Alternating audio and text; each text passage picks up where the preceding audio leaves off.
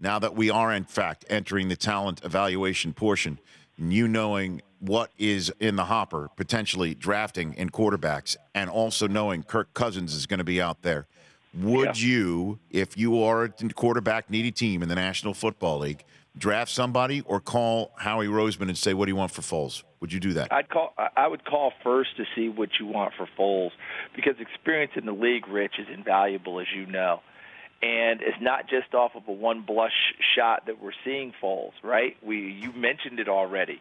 He did win 10 games one year as a starter. He went to a Pro Bowl, albeit a quote-unquote different system. But how impressive was it to watch Philadelphia incorporate what he does best and did not care that it looked a lot like what Chip Kelly ran? You know what I mean? A lot of coaches have too much ego for that. Oh, no, that's what the old guy did. We're not doing that. I actually talked with a Philadelphia coach before the game on Sunday, Rich, and he told me, I said, what did you do? How did it go? He said, listen, we just said, okay, let's put together our 20 best concepts, and if we have to dumb it down from there, we will.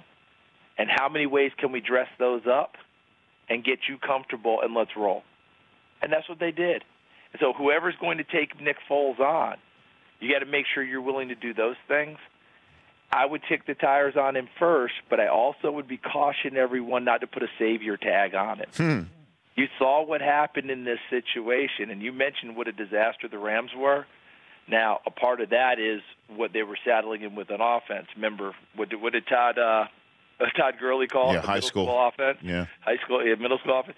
So tag that, but be careful about savior on the whole thing, because that team that he played with this year, what Howie Roseman did and surrounded him with, even with the injuries, as a talented group of people. Don't just think that translates. Oh, he goes to Cleveland, automatically they just start moving. It's tougher to do that way. Well, you know that though, Charles. I mean, if say Arizona does what we're positing, flip somebody for Foles, or a draft pick, Jets. I mean, they're going to say, okay, this is the guy that lit it up, beat Brady.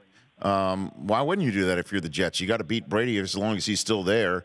And you surround him with the right people. The question is the guy that we saw over the last 3 weeks, the Nick Foles, that could be week in, week out in the same way that Rodgers and Breeze and the elite quarterbacks of this league are? That's the question.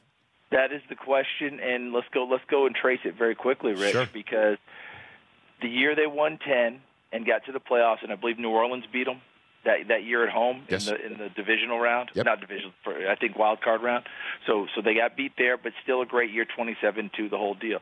The next year, if I'm not mistaken, they were 6-1, 6-2. His quarterback rating had dropped a little bit. He's a little bit over 80 on quarterback rating, but they were 6-1, 6-2, and he gets hurt, and things were never the same. Obviously, things went south with Chip, the whole deal. Then they flip him, as you mentioned, to St. Louis. Well, that wasn't going to work very well, although I did a game of his where they beat Arizona in Arizona when Arizona was still one of those Super Bowl contending teams. You remember that little stretch they had where they were, hey, Arizona. And I saw him win those games and make throws like we saw during this playoff run. But the other side of it is when he did take over for Wentz and getting his feet wet, remember, going into the playoffs, the last 15 third downs, they were 0 for 15.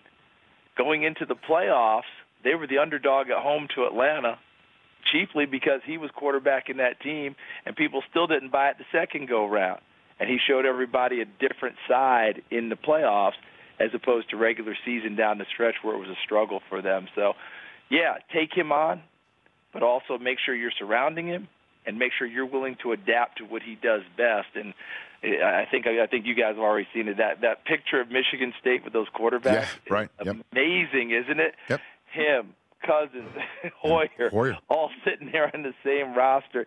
And when I watched when I looked at the picture, I was looking at the other guys, wondering where are those guys today, and what tales would they have to tell us about watching those three there together that ultimately became NFL players. Yeah, and one of them is now a Super Bowl MVP. The Rich Eisen Show, weekdays at noon Eastern on Audience.